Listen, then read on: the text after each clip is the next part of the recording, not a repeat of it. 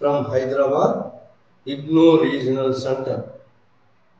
ఈరోజు ఈ లైవ్ ఛానల్లో మనం బిహెచ్ఐసి 133 బుక్లో నుంచి history of India from 1206 to 1707 AD/CE ఆ బుక్లో నుంచి యూనిట్ నెంబర్ 5 పార్ట్ 2 డిస్కస్ చేయబోతున్నాం. యూనిట్ నెంబర్ 5లో పార్ట్ 1 కంప్లీట్ చేసినాం లాస్ట్ క్లాస్లో. Part 2 unit number early Mughals. ఆ యూనిట్ పేరు ఏంటంటే early Mughals and Afghans. Early Mughals and Afghans. మరి ఎర్లీ మొఘల్స్ మరి ఇండియా మొఘల్స్ కన్నా ముందు ఢిల్లీ సుల్తాన్లు పరిపాలించారు. ఢిల్లీ సుల్తాన్ పీరియడ్లో లాస్ట్ డైనాసిటీ ఏంటంటే లోడీ డైనాసిటీ. అంతకంటే ముందు మరి సయ్యద్ డైనాసిటీ, తర్వాత అంతకంటే ముందు ఈ తుగ్లక్ డైనాసిటీ పీరియడ్లో ఢిల్లీ సుల్తానేట్ కింగ్డమ్ డిసింటిగ్రేట్ అయింది. అది అయినా కూడా సయ్యద్ కొన్ని రోజులు పరిపాలించారు, ఒక 30-37 ఏళ్ళు. ఆ తర్వాత మరి లోడీస్ పరిపాలించారు, ఒక 50 సంవత్సరాల పైన లోడీస్ పరిపాలించారు. కానీ మరి ఇది లోడీస్ పీరియడ్లో కొద్దిగా బహలాల్ లోడీ, తర్వాత సికిందర్ లోడీ అండ్ ఇబ్రహీం లోడీ పీరియడ్లో సెంట్రలైజేషన్ చేయాలని ప్రయత్నం చేశారు. అది మొట్టమొదటి బహలాల్ లోడీ పీరియడ్లో మాత్రం అది కొంత ఈక్వల్గా ఇది నోబుల్స్ను ట్రీట్ చేయడం జరిగింది. కానీ తర్వాత సికిందర్ లోడీ, ఇబ్రహీం లోడీ పీరియడ్లో నోబుల్స్ మరి వీళ్ళకి ఈక్వల్ కాదు, రాజు సుల్తాన్ చాలా డిఫరెంట్ అని సెంట్రలైజేషన్ ఆఫ్ పాలిటీ చేయడం జరిగింది. ఇది ఇబ్రహీం లోడీ. మరి అది ఇబ్రహీం లోడీ పీరియడ్లో సెంట్రలైజేషన్ చేసినప్పటికీ మరి అక్కడ తిరుగుబాట్లు అనేవి జరుగుతున్నాయి. ఇబ్రహీం లోడీ సెంట్రలైజేషన్ వ్యతిరేకంగా ఎక్కడి నుంచి, బెంగాల్ నుంచి, మరి north western part of India నుంచి తిరుగుబాటు జరుగుతున్నాయి. ఇదే కాలంలో మరి బాబర్ ఎక్కడ ఈ సామర్కండ్లో ఏరియాలో మరి అతను సెంట్రల్ ఏషియాలో ఒక ఫర్గనా ఏరియాలో అతను ఒక రాజ్యానికి వచ్చాడు. చిన్న ఫర్గనా ఏరియా నుంచి నెమ్మదిగా సామర్కండ్ను ఆక్రమించుకున్నాడు. కానీ అక్కడ అతను సర్వైవ్ కాలేకపోయింది. ఎందుకు అంటే అక్కడ తైమూర్స్ వారసులు, తర్వాత అంతకుముందు ఇంకా అవతల ఉన్నటువంటి వాళ్ళు ఏం చేసిన ఆయన్ని ప్రెషర్ చేయటం వల్ల అక్కడ సర్వైవ్ కాకపోవడంతో బాబర్ మరి అతని యొక్క దృష్టి ఇండియా మీదకి పడింది. అదే కాలంలో ఇండియాలో ఉన్నటువంటి అనైక్యత వల్ల ఇండియాలో ఉన్న రాజులు, నార్త్ వెస్టర్న్ పార్ట్ ఆఫ్ ఇండియాలో ఉన్న రాజు అయితేంది, మరి రణతంబోర్ని పరిపాలించినటువంటి రాజపుత్రులు అయితేంది, మరి వీళ్ళు మరి బాబర్ను ఇన్వైట్ చేశారు. ఎందుకంటే బాబర్ కూడా వచ్చి మళ్ళీ వెళ్ళిపోతాడని అనుకున్నారు. కానీ ఇతను వెళ్ళిపోకుండా బాబర్ ఇక్కడనే మరి మొఘల్ రూల్ ఎస్టాబ్లిష్ చేశాడు నెమ్మదిగా. మరి బాబర్ మొట్టమొదటి ఇబ్రహీం లోడీ మీద దండయాత్ర 1520 నుంచి స్టార్ట్ చేశాడు. 1523 ఆ తర్వాత 20 ఇది బీరా తర్వాత లాహోర్ తర్వాత పంజాబ్ ఏరియాలో. సో ఈ విధంగా లాహోర్, ఈ ముల్తాన్ ఏరియాలో ఈ 4 దండయాత్రలు చేశాడు. ఎవరు? ఈ బాబర్. కాబూల్ నుంచి, ఆఫ్ఘనిస్తాన్ కాబూల్లో అతను కన్సాలిడేట్ చేసుకున్న తర్వాత మరి దండయాత్ర చేశాడు ఇది లోడీ కింగ్డమ్ మీద. కానీ ఓడించాడు. కానీ లాస్ట్ బ్యాటిల్ 1526లో వచ్చినటువంటి బ్యాటిల్ ఏంటంటే పానిపట్ యుద్ధంలో మాత్రం ఇతను బాబర్ గెలిచాడు. బాబర్ కన్నా ముందు అది India and eve of Babar's invasion. India Babar invasion కన్నా ముందు ఎట్లా ఉందంటే నార్త్ వెస్టర్న్ పార్ట్ ఆఫ్ ఇండియాలో కూడా ముక్కలైంది. ఎంటైర్ నార్త్ ఇండియాలో కూడా ఏది ఆఫ్ఘన్స్ ముక్కలుగా విడిపోయి లోడీసు, ఆఫ్ఘన్స్ ముక్కలు ముక్కలుగా పరిపాలిస్తున్నారు. అదేవిధంగా మరి సౌత్ ఇండియాలో కూడా విజయనగరులని, బహుమనీలని, ఆ తర్వాత గజపతి సపు, ఒరిస్సా అని ఇలా ముక్కలు ముక్కలుగా డివైడ్ అయింది. మొత్తం ఒక హోల్ మొత్తం రాజ్యాన్ని, భారతదేశాన్ని పరిపాలించే ఒక సెంట్రలైజ్డ్ అడ్మినిస్ట్రేషన్, బలమైన రాజు లేకపోవడం, ఈ అనైక్యతగా ముక్కలు ముక్కలుగా ఎక్కడికక్కడికి నార్త్ ఇండియాలో, నార్త్ వెస్టర్న్ పార్ట్ ఆఫ్ ఇండియాలో, మరి సౌత్ ఇండియాలో కూడా ముక్కలు ముక్కలుగా ఉన్నటువంటి యొక్క టైంలో బాబర్ ఇన్వైట్ చేయడం జరిగింది. ఆ విధంగా మొదటి 1520లో బిరా మీద, ఆ తర్వాత 1523లో ముల్తాన్ మీద, లాహోర్ మీద, ఆ తర్వాత పంజాబ్ ఏరియాను మరి పట్టుకున్నాడు. ఆ విధంగా 4 దండయాత్రల్లో 4 ప్రాంతాలను పట్టుకున్నాడు. ఆ ప్రాంతాల్లో ఇబ్రాహిం లోడిని ఓడించాడు. ఆ తర్వాత ఇబ్రాహిం లోడి సైన్యాలు వీక్ అని తెలిసిపోయింది. కానీ ఇబ్రాహిం లోడి ఆ తర్వాత నెక్స్ట్ దండయాత్ర ఏంటి అంటే దేని మీద చేశాడు? ఢిల్లీ మీద. ఢిల్లీ మీదకి రావడానికి ఏంటి అంటే ఒక పానీపట్ అనేది ఒక బాటిల్ నెక్ లాంటిది, బాటిల్లో నెక్ ఎట్టాడు అట్లాంటిది. ఆ ప్రాంతంలో మొదటి పానీపట్ యుద్ధం 1526 ఇబ్రాహిం లోడి మధ్యలో, బాబర్ మధ్యలో జరిగింది. ఆ పానీపట్ యుద్ధంలో మరి బాబర్ గెలిచాడు. 1526లో ఎంతసేపు పట్టలేదు, క్విక్గా గెలిచాడు. ఎందుకంటే ఇతను సెంట్రల్ ఏసియాలో టర్కిష్ మెథడ్ ఫాలో అయ్యింది. ఏది యుద్ధ నైపుణ్యంలో ఇతను సైన్యాలను ఎట్లా విభజించాడంటే రైట్ వింగ్ అని, లెఫ్ట్ వింగ్ అని, మరి సెంట్రల్ వింగ్ అని. ఆ తర్వాత ఇబ్రాహిం లోడి సైన్యాల చుట్టూ కూడా లెఫ్ట్ సైడు, రైట్ సైడు, మరి సెంట్రల్ సైడ్ కూడా చుట్టూ మోకరించాడు. ఎవరు? బాబర్ సైన్యం ఎంత ఉండేదంటే అప్పుడు 12,000 మాత్రమే ఉండేది. దాంట్లో ఏంటి 12,000లలో కాల్బలం ఉన్నది, మరి ఆర్చరీ వాళ్ళు ఉన్నారు, మరి ఫిరంగులు ఉన్నాయి. ఇది బాబర్కు ఉన్నటువంటి అడ్వాంటేజ్. మరి అదే మరి ఇబ్రాహిం లోడికి ఏమున్నాయంటే ఓన్లీ ఇన్ఫాంట్రీ ఉంది, అంటే కాల్బలం ఉంది, ఎలిఫెంట్రీ ఫోర్స్ ఉంది. కాల్బలం ఎంత ఉందంటే 1,00,000 కాల్బలం ఉంది ఇబ్రాహిం లోడికి. మరి ఎలిఫెంట్ ఫోర్స్ ఎంత ఉందంటే 500 నుంచి 1000 దాకా ఎలిఫెంట్ ఫోర్స్ ఉంది. ఆర్సెస్ లేవు ఇబ్రాహిం లోడికి. సో ఆ విధంగా మరి బెటర్ టెక్నిక్స్, ఆర్చరీ, ఏది ట్రైన్డ్ ఆర్మీ, ఏది బాబర్స్ ట్రైన్డ్ ఆర్మీ. మరి ట్రైన్డ్ ఆర్మీలో ఈ 3 విభాగాలు ఉన్నాయి. ఏది క్యావలరీ విభాగం, ఆర్చరీ విభాగం, మరి ఏది ఈ యొక్క గన్ పౌడర్, ఏది ఫిరంగి విభాగం. ఈ విభాగాలన్నింటినీ రైట్ వింగ్ అని, లెఫ్ట్ వింగ్ అని, మరి రిజర్వ్డ్ ఫోర్స్ అని, మరి సెంట్రల్ అని, మళ్ళీ తర్వాత చుట్టూతో కూడా అతని యొక్క ఇబ్రాహిం లోడి సైన్యాల చుట్టూతో కూడా right side, left side, central side కూడా మరి మోహరించాడు. బాబర్ యొక్క 12,000 సైన్యాన్ని ఇట్లా విభాగాలుగా చేసి రిజర్వ్డ్ ఫోర్స్తో పాటు మరి ఇట్లా చుట్టుముట్టు దండయాత్ర చేయడంతో మొదటి పానిపట్ యుద్ధంలో ఇబ్రాహిం లోడి ఓడిపోయి అసూరు బాసాడు.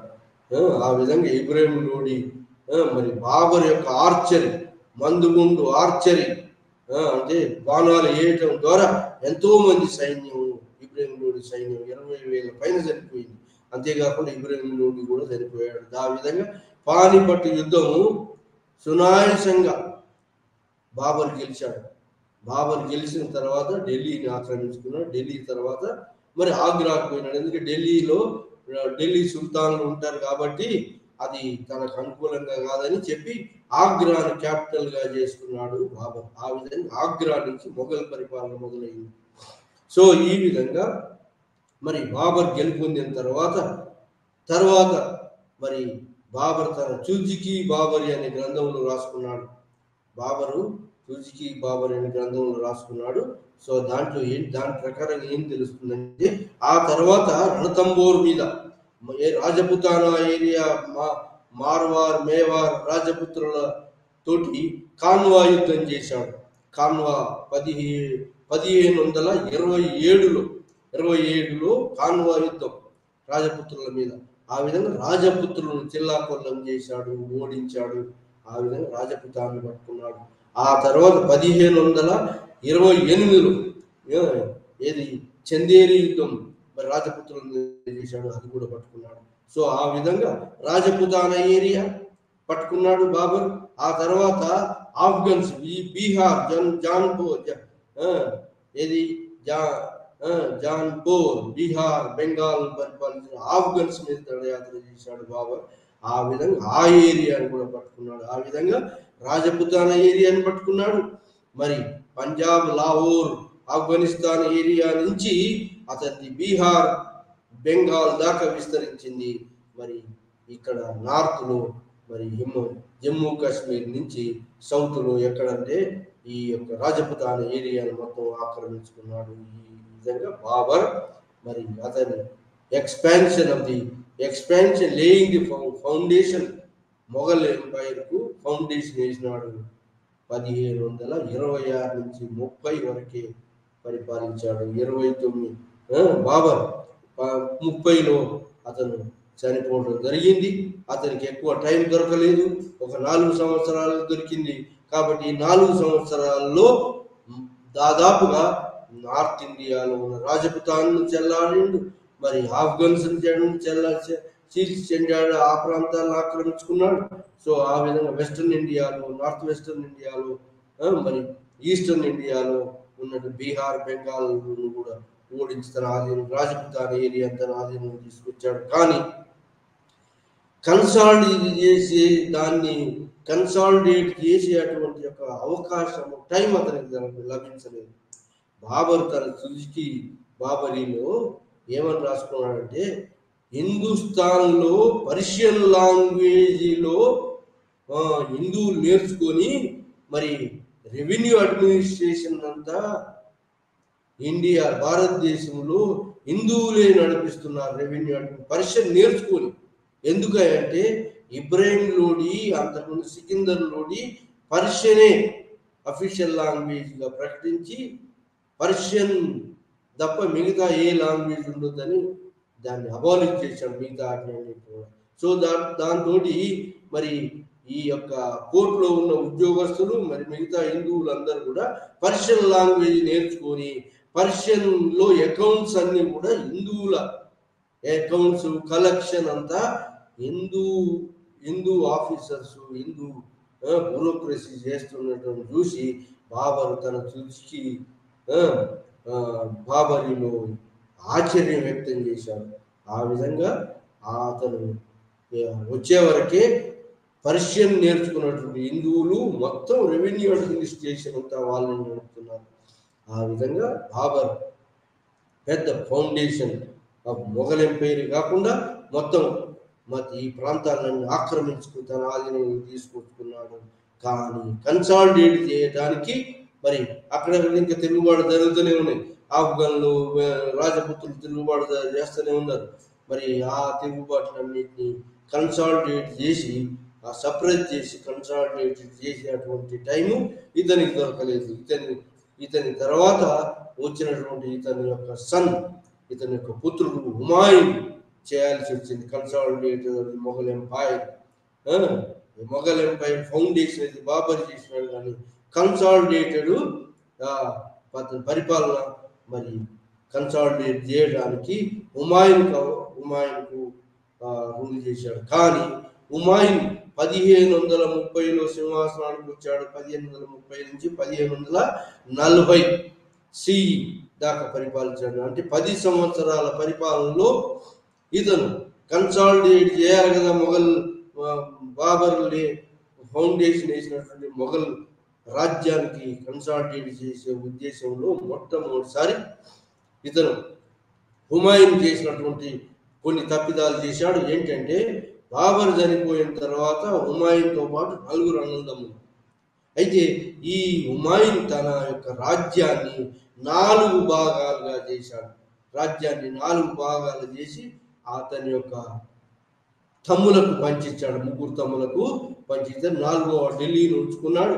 మిగతా ప్రాంతాలను, మరి దూరం ఉన్న ప్రాంతాలను కామ్రాన్ అనే వానికి నార్త్ వెస్టర్న్ పార్ట్ ఆఫ్ ఇండియాలో అపాయింట్ చేసిన గవర్నర్గా అదేవిధంగా మరి రాజపుతాన ఏరియా మీద, మాల్వా మీద వీళ్ళని వీళ్ళ యొక్క బ్రదర్స్ను అపాయింట్ చేయడం జరిగింది. అదే బెంగాల్ మీద కూడా ఇతని బ్రదర్స్ను అపాయింట్ చేయడం జరిగింది. కానీ ఇతని బ్రదర్స్ మరి ఈ ఇంత దయాదాక్షిణ్యంతో కూడినటువంటి హుమాయూన్ ఇతని బ్రదర్సే మరి ఇతనికి తోడ్పడలేదు కాక ఈ తిరుగుబాట్లు అనచలేకపోయారు. సో ఆ విధంగా తిరుగుబాట్లు మొట్టమొదటిసారి ఎక్కడంటే ఆఫ్ఘన్ నోబుల్స్ బెంగాల్లో, బీహార్లో జరుగుతున్నాయి. దాంతో ఇతను మొట్టమొదటిసారి 1531లో బెంగాల్, బీహార్ మీదకి పోయినాడు. సో బెంగాల్, బీహార్లో ఉన్నటువంటి ఆఫ్ఘన్ అణిచివేసి ఆఫ్ఘన్ రూల్ని ఎండ్ చేశాడు.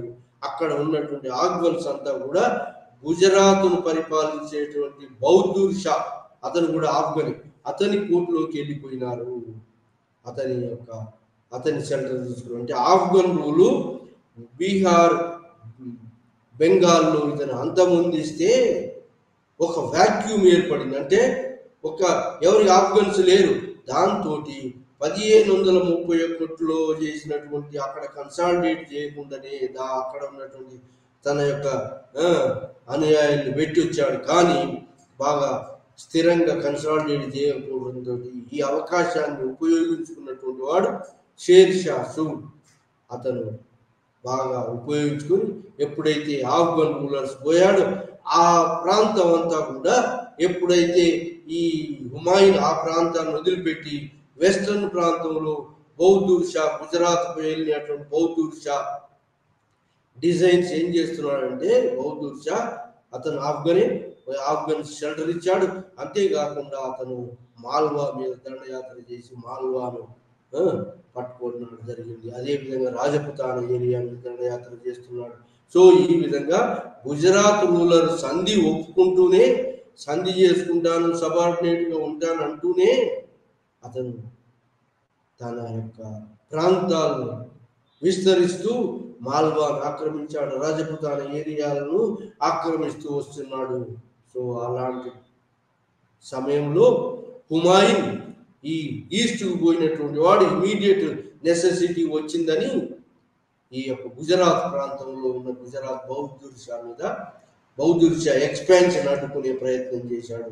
ఆ విధంగా 1542 నుంచి 43, 44 దాకా, ఈ యొక్క 43 దాకా గుజరాత్ మీద కాన్సన్ట్రేట్ చేశాడు. ఆ విధంగా రాజపుత్రులు అణిచివేశాడు, రివోల్టర్స్ అంతా అణిచివేశాడు. గుజరాత్ పాలకులు బహదూర్ షా మీద ఈ యొక్క మాండు అనే ప్రాంతాన్ని ఆక్రమించుకున్నాడు హుమాయూన్.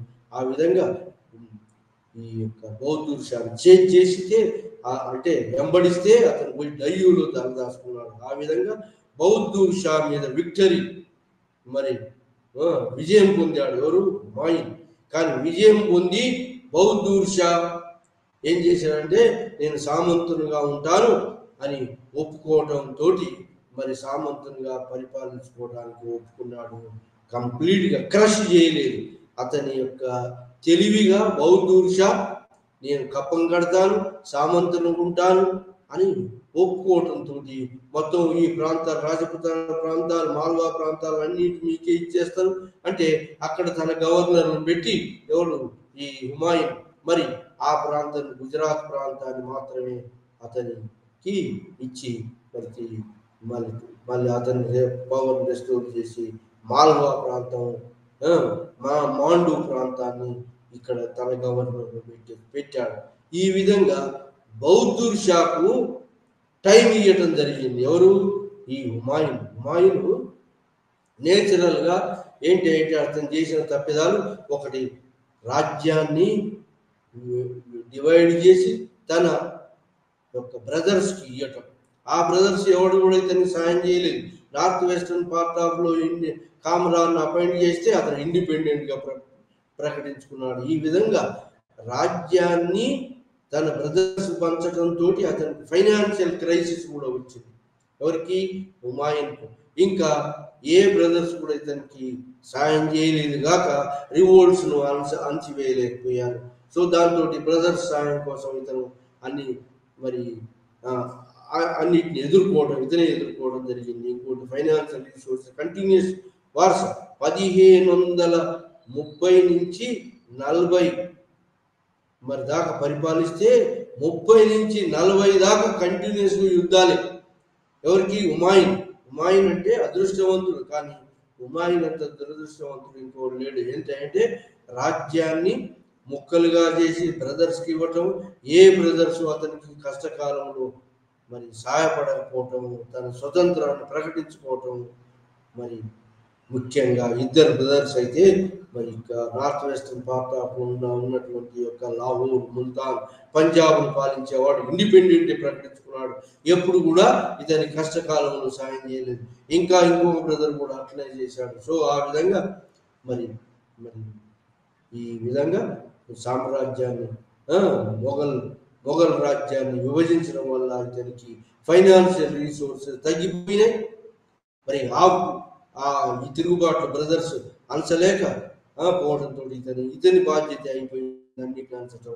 దానికి ఫైనాన్షియల్ రిసోర్సెస్ లేకపోవడం, మరి బ్రదర్స్ సరిగా సఖ్యత అతనికి చూపకపోవడం.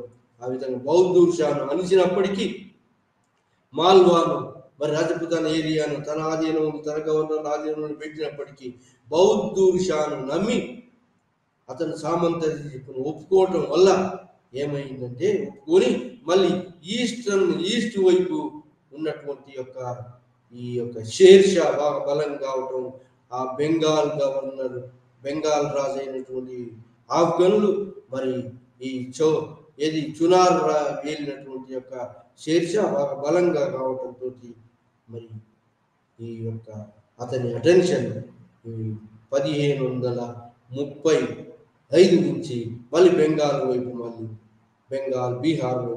ఆ విధంగా బీహార్లో ఉన్న తిరుగుబాటును అంచడానికి, ఈ యొక్క షేర్ షాను అంచడానికి, బెంగాల్ రాజును అంచడానికి ఇతను నిర్ణయించుకున్నాడు. దాంతో షేర్ షా ఏం చేసినాడంటే టెంపరీగా అతని యొక్క సంధి చేసుకుందామని ఒప్పుకున్నాడు. ఎందుకంటే కొంత టైం దొరుకుతుంది. ఆ విధంగా 1535 నుంచి 36 దాకా మరి షేర్ షా కొంత ప్రిటెండ్ చేసినాడు. ఆ తర్వాత మరి షేర్ షా మరి ప్రిటెండ్ చేసి కొంత సైన్యాన్ని గ్యాదర్ చేసుకున్నాడు.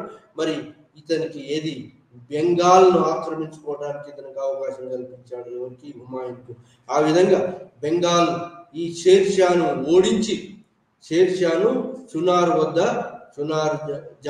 జాన్పూర్ ఏరియాలో ఓడించి మరి కోటను ఓడించి బెంగాల్ వైపు అతని హుమాయూన్ సైన్యాలు పయనించారు.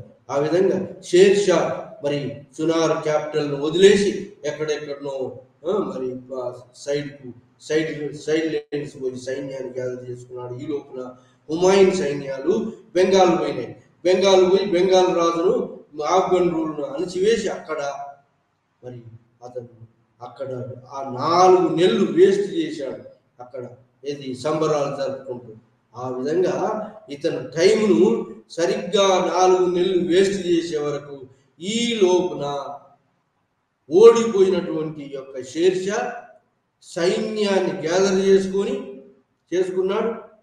ఆ విధంగా బెంగాల్లో తన అధికారాన్ని మరి శిథిలం చేసుకొని మరి అంటే ఆ బెంగాల్ ఆఫ్ఘన్ రూలర్ తను ఒప్పుకోవటంతో సంధికి ఒప్పుకోవడంతో అతను రెస్టోర్ చేసి మళ్ళీ తిరిగి వచ్చేటప్పటికి అతనికి అక్కడ గవర్నర్ను ఏర్పాటు చేసి తిరిగి వచ్చేటప్పుడు టైంలో 39లో ఇతను షేర్ షా సూరి అనేవాడు ఇతను కూడా ఆఫ్ఘనే కాబట్టి ఇతను 1539లో చౌసా వద్ద హుమాయూన్ సైన్యాలను ఓడించాడు. ఆ విధంగా హుమాయూన్ పారిపోయి ఢిల్లీకి వచ్చి మళ్ళా కొంత సైన్యాన్ని గ్యాదర్ చేసుకున్నాడు. ఈ టైంలో అంటే అతని బ్రదర్స్ ఎవరు కూడా సైన్యాన్ని పంపలేదు. ఇతని తోడుగా రీఇన్ఫోర్స్మెంట్ రాలేదు. ఇప్పుడు ఈ బెంగాల్కు ఈస్టర్న్ ప్రాంతంలో దండయాత్ర కొంత సైన్యంతో పోయాడు. ఎవరు? హుమాయూన్. కొంత సైన్యంతో పోతే మిగతా సైన్యం రావాలి కదా. ఇతనికి యుద్ధం జరుగుతున్నప్పుడు ఇతని సైన్యాలు రాకుండా పోవడంతో ఇతను ఓడిపోవడం జరిగింది. ఫ్రెష్ రిక్రూట్మెంట్ రాకపోవడంతో ఇతను మరి షేర్షా మీద 1539లో చౌసా వద్ద ఓడిపోయి పారిపోయి నదిని దాటి పారిపోయి ప్రాణాలు ఢిల్లీకి వచ్చినాడు. అక్కడ కొంత సైన్యాన్ని గ్యాదర్ చేసుకున్నాడు. మళ్ళీ 6 నెలల తర్వాత మళ్ళా మరి షేర్షా మీద యుద్ధానికి వచ్చాడు. ఆ కనౌజ్ యుద్ధం జరిగింది షేర్షా మధ్యలో మరి ఈ హుమాయూన్ మధ్యలో. ఆ కనౌజ్ యుద్ధంలో ఇతని బ్రదర్స్ హుమాయూన్ బ్రదర్స్ ఎవరు సైన్యాలు పంపలేదు. ఫ్రెష్ రిక్రూట్మెంట్ ఈ షేర్షా ఉన్నటువంటి యొక్క సైన్యం మరి ట్రైన్డ్ సైన్యం షేర్షాది. మరి అలాంటి ట్రైన్డ్ మరి స్టాండింగ్ షేర్షా సైన్యం ముందు ఇతను ఫ్రెష్ రిక్రూట్మెంట్ లేకపోవటం, ఇతని ఫైనాన్షియల్ క్రైసిస్ ఉండటంతో ఎక్కువ సైన్యాలను ఇతను రిక్రూట్ చేసుకుపోవటం, ఇంకా అతని బ్రదర్స్ ఎవరు కూడా సైన్యాన్ని పంపకపోవటం, కనౌజ్ యుద్ధంలో 1540లో షేర్షా చేతిలో ఓడిపోయి అతను ఇక్కడి నుంచి హుమాయూన్ పారిపోవటం జరిగింది. ఆ పారిపోయే టైంలో Kamran north western part of ఇండియాలో ఉన్న కామ్రాన్ కూడా అతను సహకరించలేదు, సెంటర్ చేయలేదు. ఆ విధంగా అతను మరి ఇరాన్ రూలర్ కోర్టులోకి పోయినాడు. పోతూ అతని భార్య హుమాయూన్ భార్య మరి ఒక పుత్రుని జన్మిస్తే ఆ పుత్రుడిని అక్కడ నార్త్ వెస్టర్న్ పార్ట్ ఆఫ్ ఇండియాలో రాజపుత్రుల యొక్క రాజపుత్రుడు లేదా అక్కడి చిన్న పాలకుల కోర్టులో వాళ్ళ యొక్క షెల్టర్లో ఉంచి పారిపోయినాడు. ఆ విధంగా ఇరాన్ షా రూలర్ షెల్టర్ ఇచ్చాడు. ఇరాన్ షా షెల్టర్ ఇచ్చి నాడు. ఆ విధంగా హుమాయూన్ పరిపాలన 1530 నుంచి 40 వరకు ఎండ్ అయిపోయింది. ఇతని ఓడిపోవడానికి ముఖ్యమైన కారణం ఏంటి అంటే ఇతని రాజ్యాన్ని డివైడ్ చేసి బ్రదర్స్కి ఇవ్వటం ఒకటి. రెండవది ఇతని బ్రదర్స్ కూడా ఎప్పుడు ఇతని కష్టకాలంలో ఆదుకోలేదు. రెండవది ఇతను కూడా లేజీ పర్సన్. మొత్తం అంతా కూడా వాళ్ళ బ్రదర్స్ తప్పిదాలే కాదు, ఇతని తప్పిదాలే కూడా ఉన్నాయి. ఇతను క్విక్ డెసిషన్ తీసుకోలేదు, క్విక్గా సైన్యాలు నడపలేదు, స్పీడ్గా సైన్యాలు నడపలేదు. ఏదో చిన్నగా సైన్యాలు నడపడంతో అవతల వానికి అవకాశం వచ్చింది, ఇచ్చాడు. పారిపోవడానికి మరి రీగెయిన్ చేసుకోవడానికి అవకాశం ఇచ్చాడు. ఇది గుజరాత్ బహదూర్ షాను క్షమించడం వల్ల శత్రువులను క్షమించడం అనేది ఇంకొకటి మైనస్ పాయింట్ అయింది ఎవరికి? హుమాయూన్ ఏ శత్రువును కూడా పూర్తిగా అణచివేయకుండా ఇటు పరిగెత్తడం, ఇది వెస్టర్న్ సైడ్ పరిగెత్తడం, మరి ఈస్టర్న్ సైడ్ పరిగెత్తడం, ఈస్టర్న్ సైడ్ నుంచి మళ్ళీ వెస్టర్న్ సైడ్ పరిగెత్తడం, వెస్టర్న్ నార్త్ ఇండియాలో పరిగెత్తడం బహదూర్ షా మీద. మరి ఈ విధంగా ఇటు పరిగెత్తడం అటు పరిగెత్తడం, మరి ఏ ఒక్కరిని కూడా పూర్తిగా అణచివేయకుండా కన్సాలిడేట్ చేయకుండా ఇటు అటు తిరగటంలో ఆ తిరగటం కూడా స్పీడ్ మూమెంట్ కాదు, స్లోగా మరి టైం అంతా వేస్ట్ చేసుకుంటూ లగ్జరీస్గా మరి ఈ సైన్యాలు నడపటం, అలసట లేజీతనం ఉండటం వల్ల ఇతను ఓడిపోవటానికి గల కారణం. ఓడిపోవటానికి ముఖ్యంగా అతని రాజ్యాన్ని ముక్కలుగా చేసి బ్రదర్స్కు పంచటం, తనకు ఫైనాన్షియల్ క్రైసిస్ రావటం, అతని బ్రదర్స్ ఎవరు కూడా అతనికి కష్టకాలంలో సపోర్ట్ చేయకపోవటం, మరి ఇంకా ఏంటంటే ఏ శత్రువును కూడా సరిగ్గా అనసకుండానే ఆ ప్రాంతాన్ని కన్సాలిడేట్ చేయకుండానే అతని ఆధీనంలో శత్రువులను క్షమించి వదిలివేయటం, అది పెద్ద తప్పిదమైంది. వదిలివేసి అతను సామంతులుగా ఉంటారని ఒప్పుకోగానే ఇతను మెర్సీ చూపించాడు. అంత మెర్సీ అంటే దయాగుణం, హుమాయూన్ యొక్క దయాగుణం. హుమాయూన్ అంటే అన్ఫార్చునేట్గా ఇతని దయాగుణమే ఇతనికి శత్రుత్వమై అతని రాజ్యాన్ని బలి చేసింది. ఆ విధంగా 1540లో అతని రాజ్యాన్ని వదిలేశాడు. షేర్షా సూరి చేతిలో ఓడిపోయాడు. 1540 నుంచి 45 దాకా ఎవరు పరిపాలించారు? షేర్షా సూరి, ఆఫ్ఘన్ రూల్. అయితే ఆఫ్ఘన్ బహదూర్ షా ఎప్పుడైతే ఓడిపోయిందో మరి ఆఫ్ఘన్లు అందరూ ఓడిపోయినరు. ఆ మిగిలి ఉన్న ఒక్క ఆఫ్ఘన్ ఎవడయ్యా అంటే షేర్షా ఆఫ్ఘన్. కాబట్టి అందరు ఆఫ్ఘన్స్ అందరూ కూడా అతని ఆధ్వర్యంలో మరి ఉండటానికి అతని ఆధ్వర్యం అతని కింద గ్యాదర్ అయినారు అంత ఆఫ్ఘన్స్ అంతా. ఆ విధంగా గుజరాత్లో ఉన్న ఆఫ్ఘన్స్, బెంగాల్ బీహార్లో ఉన్న ఆఫ్ఘన్స్ అందరూ కూడా షేర్షా ఆధిపత్యంలో షేర్షా కిందికి వచ్చారు. ఆ విధంగా షేర్షా ఆ విధంగా వచ్చిన తర్వాత ఢిల్లీని ఆక్రమించుకున్నాడు. ఆ విధంగా మరి ఏ ప్రాంతాలు అయితే ఉన్నాయో నార్త్ వెస్టర్న్ ప్రాంతాన్ని కూడా ఆక్రమించుకోవటం మొదలుపెట్టాడు. కానీ అక్కడ కొంత ఎదురు దెబ్బ తగిలింది. కొంత పంజాబ్ ప్రాంతాన్ని వదిలేసి ఈస్టర్న్ ప్రాంతంలో ఉన్న బెంగాల్ మీదకి పోయాడు.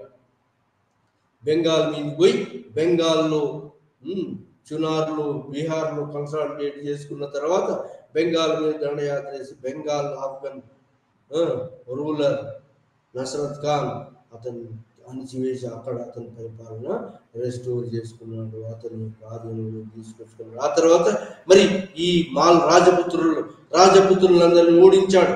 రాజపుతానా ఏరియాను పట్టుకున్నాడు. ఆ విధంగా మాల్వాను పట్టుకున్నాడు.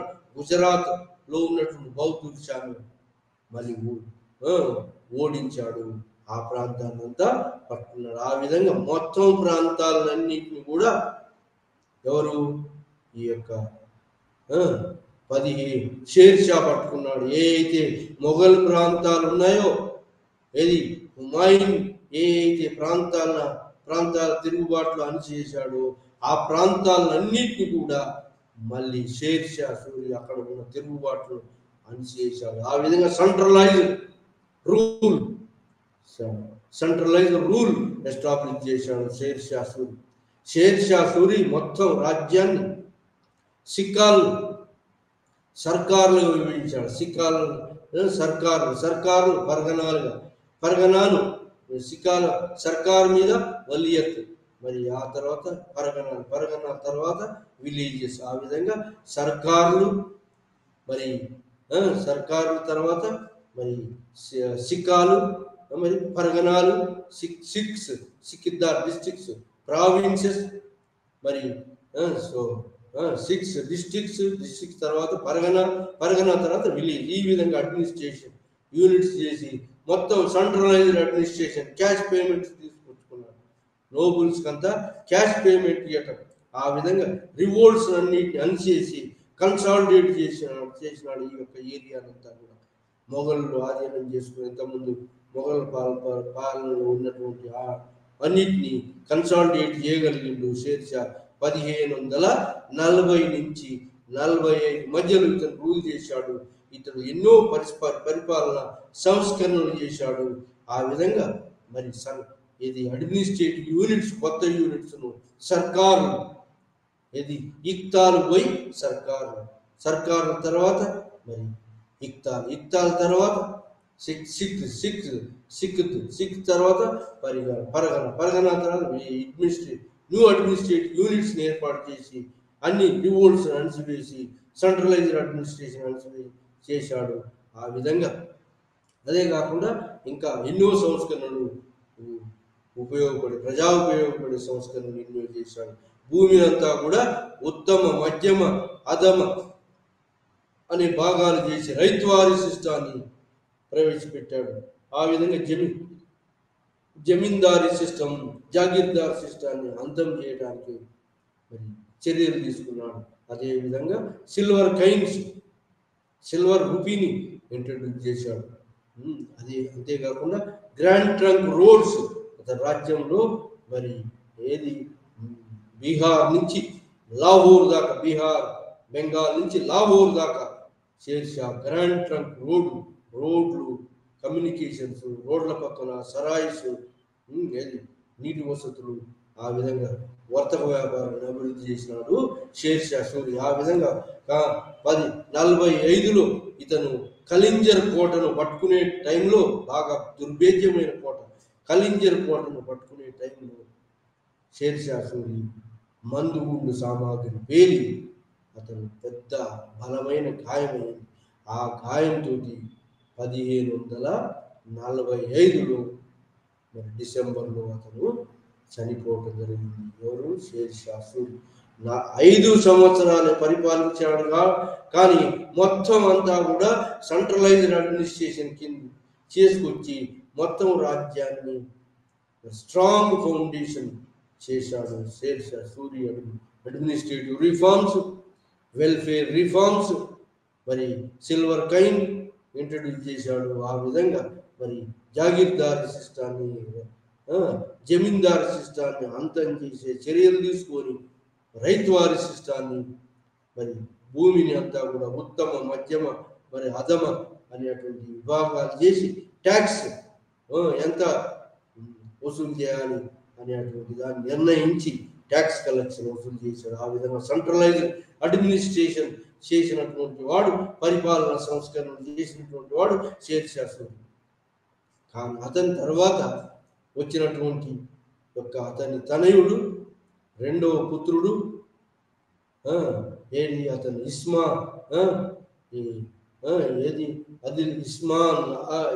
ఇస్మాన్ షా అనే పేరుతోటి రెండవ పుత్రుడు మరి రాజ్యానికి వచ్చాడు. మొదటి పుత్రుడుగా రెండవసారి అతనికి వ్యతిరేకంగా అతని ఎల్డర్ బ్రదర్ తిరుగుబాటు చేశాడు. ఆ విధంగా ఇస్మాయిల్ షా ఆధ్వర్యంలో తిరుగుబాట్లు జరిగినాయి. కానీ ఆ తిరుగుబాట్లను అణిచివేసి ఇతను రాజ్యాన్ని ఇంటాక్ట్ గా ఉంచాలని ప్రయత్నం చేశాడు. అయినా కూడా ఎన్నో తిరుగుబాట్లు జరిగినాయి. ఆ ప్రాంతాలన్నీ కూడా మళ్ళీ కన్సాలిడేట్ చేసి అన్ని తిరుగుబాట్లు అణిచివేయలేదు. ఎవరు? షేర్ షా సూరి సన్ 1545 నుంచి 1553 దాకా ఇస్మాయిల్ షా అనే అతని రెండవ పుత్రుడు రాజ్యానికి వచ్చి కన్సాలిడేట్ చేయగలిగాడు మొత్తం ఏరియా అంతా. కానీ అతని తర్వాత వచ్చినటువంటి అతని సన్ కాలంలో, సక్సెసర్ కాలంలో, ఇస్మాయిల్ షా సక్సెసర్ కాలం 1553 నుంచి మళ్ళీ తిరుగుబాట్లు మొదలయ్యి ఆఫ్ఘన్స్, రాజపుత్రులు అందరూ తిరుగుబాట్లు మొదలైనవి. ఆ విధంగా షేర్ షా సూరి సామ్రాజ్యం ముక్కలుగా అయిపోయి వారసత్వ తగాదాల్లో పడింది. ఈ విధంగా ముక్కలు రాజపుత్రులు, ఆఫ్ఘన్స్ ఎక్కడికక్కడ ముక్కలుగా అయిపోయింది.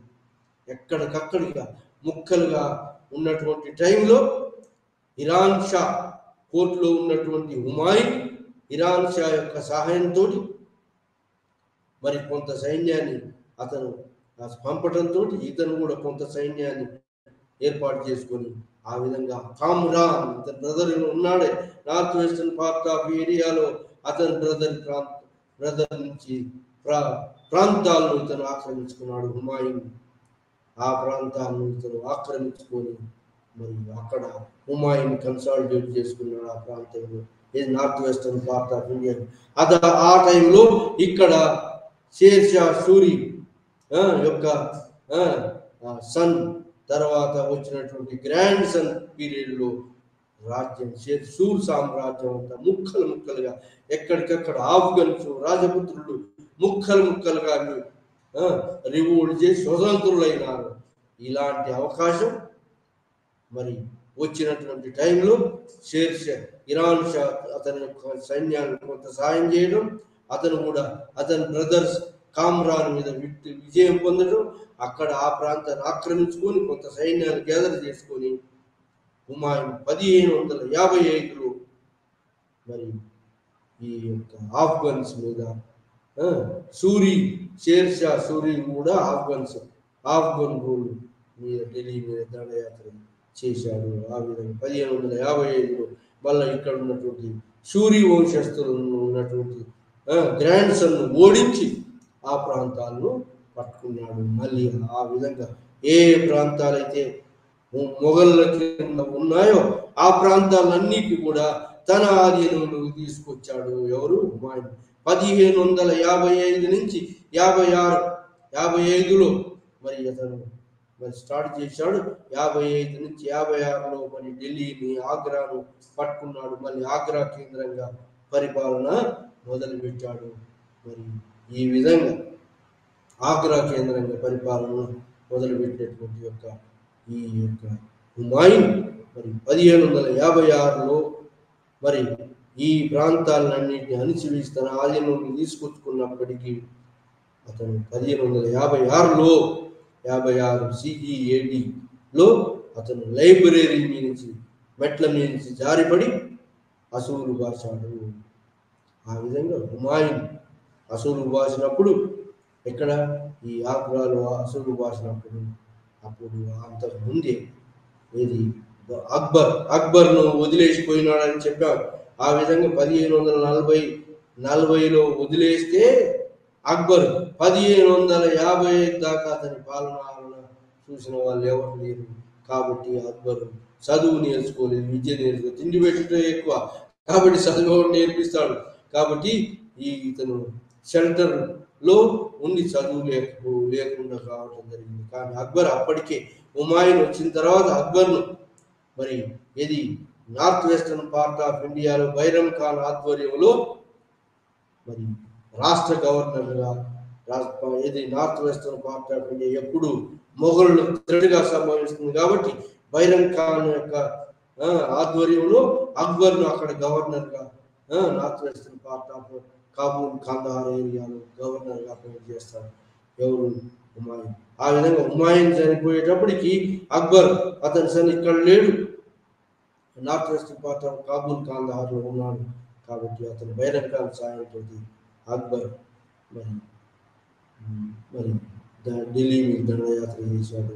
అప్పటికి మరి ఈ Afghan rule share Shah Suri grand son ఒక హిందూ మిలిటరీ జనరల్ హేము అనేవాడు సైన్యాన్ని నడుపుతున్నాడు. ఎవరిది? ఈ షేర్ షా సూరి యొక్క గ్రాండ్ సన్ యొక్క సైన్యాన్ని నడుపుతున్నాడు, ఆర్మీ జనరల్గా ఉన్నాడు. ఆ విధంగా ఢిల్లీలో మరి రెండవ పానిపట్ యుద్ధం ఈ బైరం ఖాన్ అండ్ అక్బర్ ఒక మొఘల్ సైన్యం ఒకవైపు, మరి ఆఫ్ఘన్ సైన్యాలు హేము ఆధ్వర్యంలో పానిపట్లు కలుసుకున్నాయి. అదేమంటారు సెకండ్ పానిపట్ యుద్ధం 1556లో హేము ఆఫ్ఘన్ సైన్యాలు నడుపుతున్నటువంటి హేము గుర్రం మీద నుంచి యుద్ధం చేస్తుంటే అతనికి ఇది మొఘల్ సైన్యం నుంచి ఒక బాణం వచ్చి కంటికి గుచ్చుకోవటం జరిగింది. ఆ కంటికి ఎప్పుడైతే బలంగా గుచ్చుకున్నాడో అతను హేము అతని ఒక ఏనుగు మీద అతని యొక్క గుర్రం మీద ఇది స్పృహ తప్పి పడిపోయాడు. స్పృహ తప్పి గుర్రం మీద తలవాల్సింది. గుర్రం ఏమో అర్థం చేసుకుందంటే ఇతను మాస్టర్ చనిపోయింది. అతని నుంచి ఈ యుద్ధ భూమి నుంచి దూరంగా పరిగెత్తింది. అతను పరిగెత్తడంతో ఏమూ సైన్యాలు కూడా పరిగెత్తినాయి. ఆ విధంగా ఫార్చునేట్గా అక్బర్ గెలుపొందాడు ఇది సెకండ్ బ్యాటిల్ ఆఫ్ పానిపట్లో. ఎందుకంటే ఏము కన్నుకు బాణం గుచ్చుకోవటం, అతను అన్కాన్షియస్గా గుర్రం మీద ఒరగటం, దాంతో అతని గుర్రం మాస్టర్ చనిపోయిందని మరి అక్కడి నుంచి యుద్ధ భూమి నుంచి దౌడు తీయటం, మరి మాస్టరే దౌడు తీస్తుందని సైన్యాలు కూడా దౌడు తీసినాయి. ఇది హేము సైన్యాలు లేదా ఆఫ్ఘన్ సైన్యాలకు దౌడు చేయడంతో మరి ఆ దౌడు తీసే సైన్యాలను చేజ్ చేసినారు ఈ యొక్క బైరం ఖాన్ అండ్ అక్బర్. ఆ విధంగా రెండవ పానిపట్ యుద్ధంలో ఈజీగా గెలిచాడు. ఎవరు? ఈ యొక్క అక్బర్ అదృష్టవశాత్తు గెలిచాడు. అదృష్టవశాత్తు గెలిచి మళ్ళీ మొఘల్ పరిపాలన రెస్టరేషన్ ఆఫ్ ది మొఘల్ పరిపాలన మళ్ళీ మొదలైంది. ఆ విధంగా మొట్టమొదటి రెస్టరేషన్ ఆఫ్ మొఘల్ పరిపాలన హుమాయూన్ చేశాడు 1555లో. 55 నుంచి 56 రెస్టోర్ ది హుమాయూన్ పరిపాలన. కానీ ఎక్కువ కాలం దీన్ని అనుభవించలేకపోయాడు.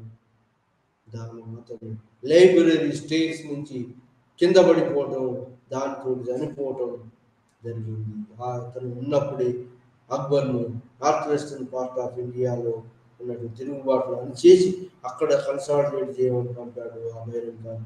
ఆ విధంగా హుమాయూన్ చనిపోయినప్పుడు ఈ యొక్క అక్బర్ బైరం ఖాన్ ఆధ్వర్యంలో సైన్యాన్ని గ్యాదర్ చేసుకొని అక్కడ సైన్యాన్ని ఆ విధంగా ఈ యొక్క ఆఫ్ఘన్ తిరుగుబాటును ఆఫ్ఘన్ రూల్ను ఆఫ్ఘన్స్ ఎప్పుడైతే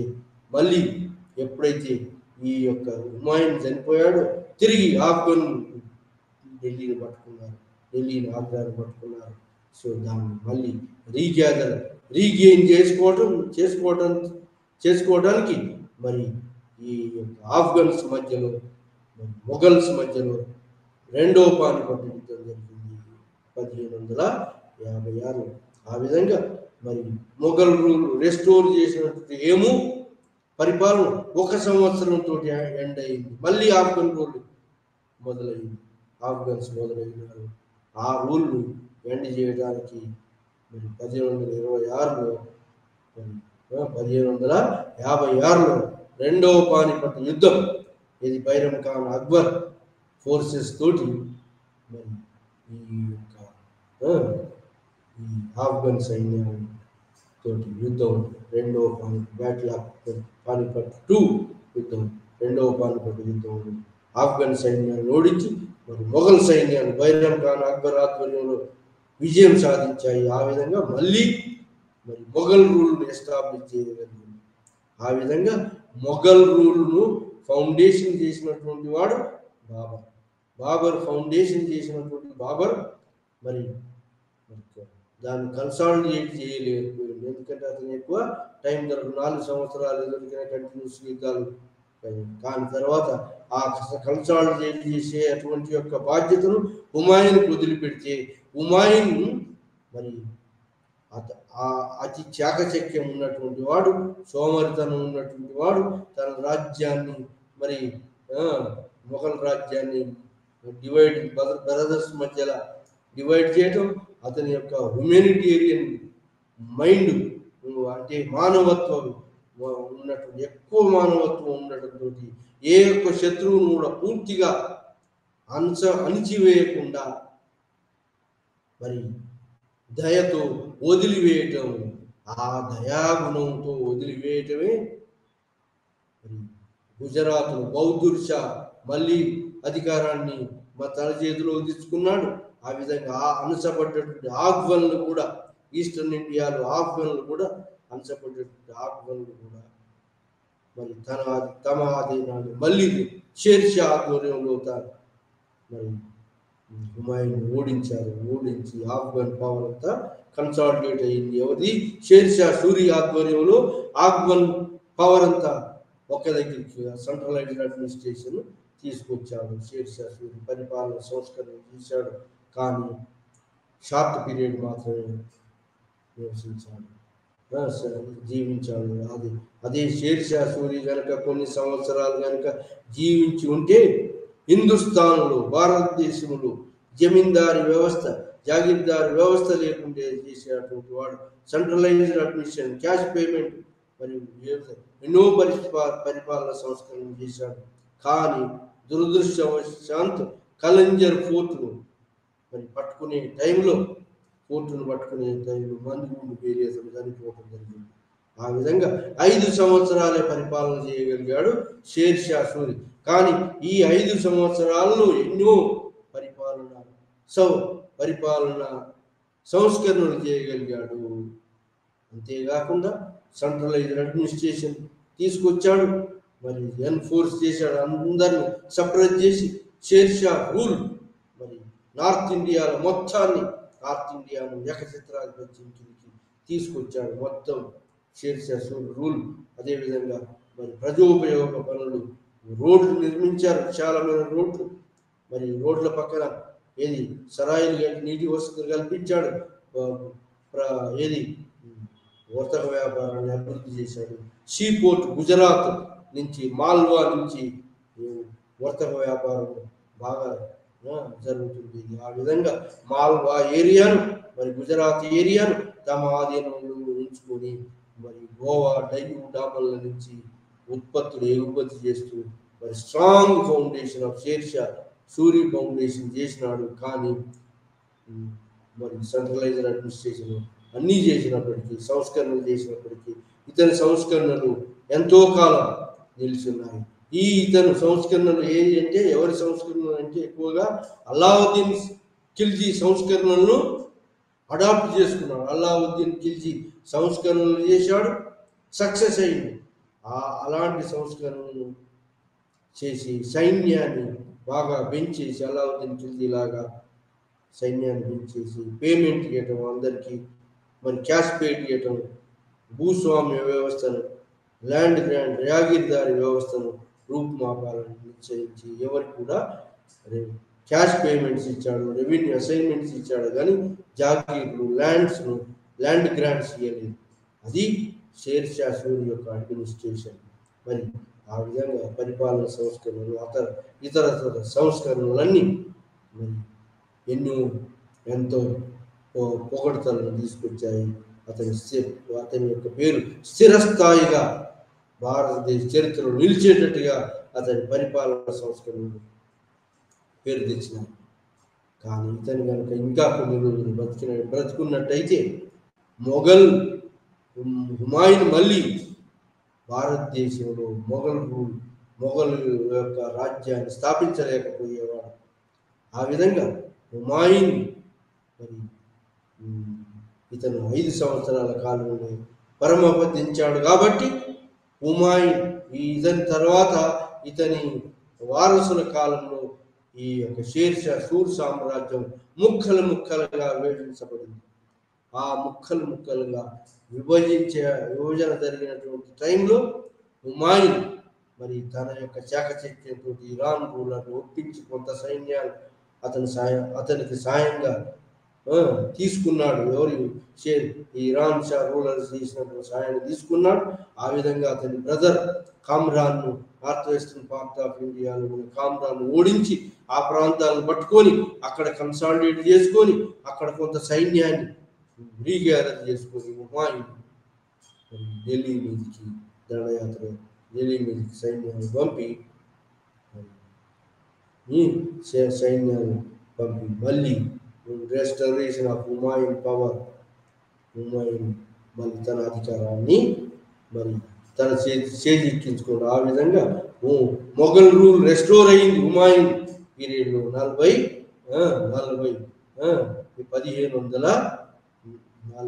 1530-40 మధ్యలో. మరి తర్వాత పోయినటువంటి మొఘల్ రూల్ 30-40 తర్వాత 30-40 మధ్యలో హుమాయూన్ రాజ్యాన్ని పోగొట్టుకున్నాడు. కానీ 1555లో మళ్ళీ share Shah Suri grand son టైంలో మళ్ళీ ఈ యొక్క మొఘల్ రాజ్యాన్ని హుమాయూన్ తన ఆధీనంలో తీసుకొచ్చుకోగలిగాడు.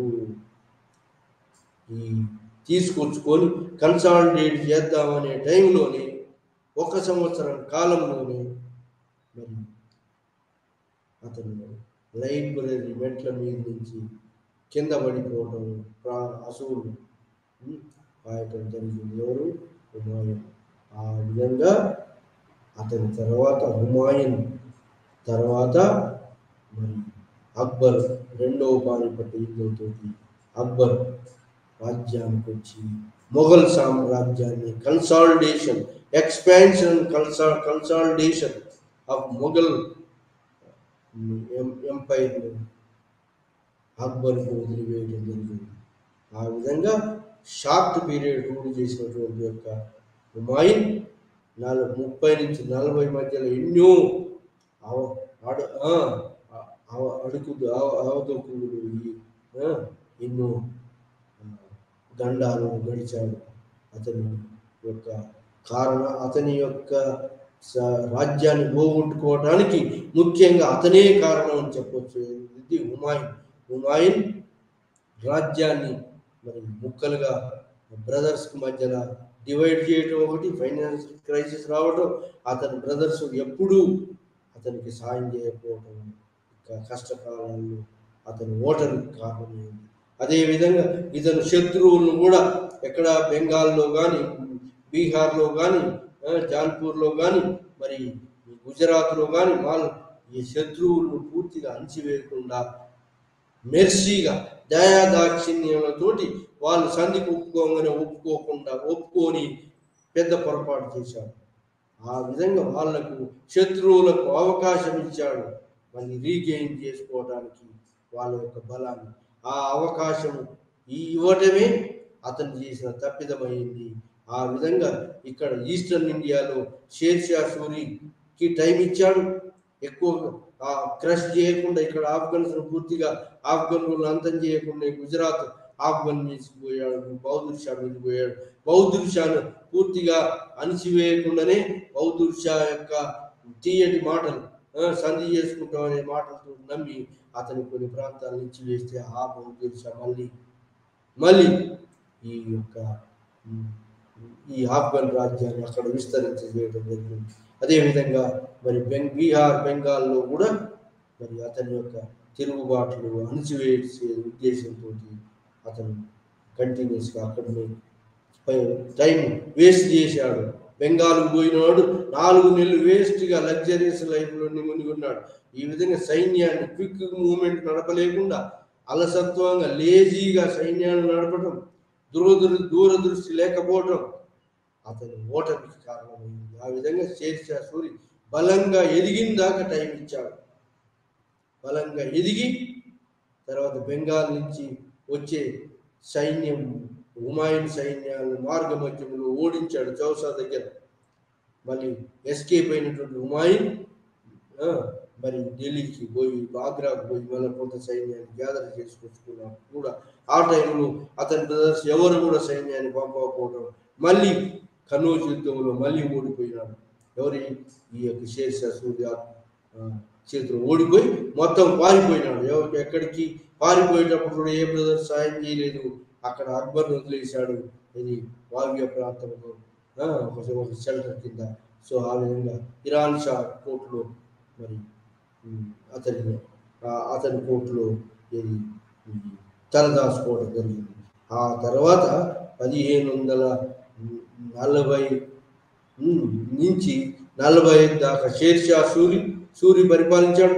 ఆ 45 తర్వాత ఇస్మాయిల్ షా అతని కొడుకు, అతని తర్వాత అతని కొడుకు ఇస్మాయిల్ షా కొడుకు ఆధ్వర్యంలో, grandson of Sher Shah Suri ఆధ్వర్యంలో సూరు వంశం పరిపాలన ముక్కలుగా అయిపోయి తిరుగుబాట్లు లేవటం మొదలుపెట్టాయి. ఆ టైంలో హుమాయూన్ ఆ షేర్షా ఈ ఇరాన్ షా రూలర్ యొక్క సహాయంతో అతని బ్రదర్ మీద, అతను నార్త్ వెస్టర్న్ పార్ట్లో ఉన్నటువంటి ఏరియాలో ఉన్నటువంటి అతని బ్రదర్ మీద విజయం సాధించి ఆ ప్రాంతాలను అతని ఆధీనంలో తీసుకొచ్చి అక్కడ కొంత సైన్యాన్ని తయారు చేసుకొని మరి 1555లో మరి మొఘల్ సామ్రాజ్యం రెస్టోర్ చేయగలిగింది హుమాయూన్. ఆ తర్వాత మరి 1 సంవత్సరం పరిపాలించాడు. అతను దురదృష్టవశాత్తు లైబ్రరీ మెట్ల నుంచి కింద పడిపోయి చనిపోవడం జరిగింది. ఆ టైంలో అతను ఇక్కడ ఉన్నప్పుడే అక్బర్ను బైరం ఖాన్ ఆధ్వర్యంలో నార్త్ వెస్టర్న్ పార్ట్ ఆఫ్ ఇండియాలో ఎప్పుడు అలజడి గురవుతుందని అక్కడ గవర్నర్గా అపాయింట్ చేస్తే అక్బర్ మరి ఇతను చనిపోయేటప్పుడు అక్బర్ ఉన్నాడు. ఇదే టైంలో మళ్ళీ ఎప్పుడైతే హుమాయూన్ చనిపోయాడు, ఇమీడియట్గా ఆఫ్ఘన్లు, ఇక్కడ ఉన్నటువంటి ఆగ్రాను, ఢిల్లీని పట్టుకున్నారు. హేము అనేవాడు ఈ యొక్క ఆఫ్ఘన్ సైన్యాధ్యక్షుడు. ఆ విధంగా ఆఫ్ఘన్ సైన్యాధ్యక్షుడు హేముకు మరి బైరం ఖాన్ రక్షణలో ఉన్నటువంటి అక్బర్ మొఘలులకు రెండవ పానిపట్ యుద్ధం, 1556లో రెండవ పానిపట్ యుద్ధంలో జరిగింది. ఆ యుద్ధంలో మళ్ళీ ఈ యొక్క అక్బర్ బైరం ఖాన్ సహాయంతో అక్బర్ గెలిచాడు. ఆ విధంగా అక్బర్ రూల్, మళ్ళీ మొఘల్ రూల్, భారతదేశంలో మొఘల్ రూల్ ఎస్టాబ్లిష్ చేయగలిగింది ఎవరు? అక్బర్. 1556 నుంచి 1605 దాకా పరిపాలించినటువంటి వాడు అక్బర్. ఆ విధంగా మొఘలుల యొక్క పరిపాలన కన్సాలిడేట్ చేయడం కాకుండా ఉత్తర భారతదేశం అంతా మరి ఎక్స్పాన్షన్ ఆఫ్ మొఘల్ ఎంపైర్ చేసినటువంటి వాడు అక్బర్. ఈ అన్నిటిని కూడా అక్బర్కు వదిలివేశాడు హుమాయూన్. ఆ విధంగా early Mughal rule, Afghan rule end అయి మొఘల్ రూల్ మన ఎస్టాబ్లిష్ అయింది. మళ్ళీ అక్బర్ ఆధ్వర్యంలో 1556లో రెండవ పానిపట్టు యుద్ధంలో గెలుపొందిన అక్బర్ తన రాజ్యాన్ని కన్సాలిడేట్ చేసి మొఘల్ రాజ్యాన్ని ఎక్స్పాన్షన్ చేసి సుస్థిర పరిపాలన అందించాడు ఒక అక్బర్. మొఘల్ రూలర్ అక్బర్ 1556 నుంచి 1605 దాదాపుగా 51 సంవత్సరాలు 50 సంవత్సరాలు పరిపాలించిన అక్బర్ పరిపాలన గురించి మనం అక్బర్ టు ఔరంగజేబ్ దాకా నెక్స్ట్ యూనిట్ 6వ యూనిట్లో డిస్కస్ చేయబోతున్నాం.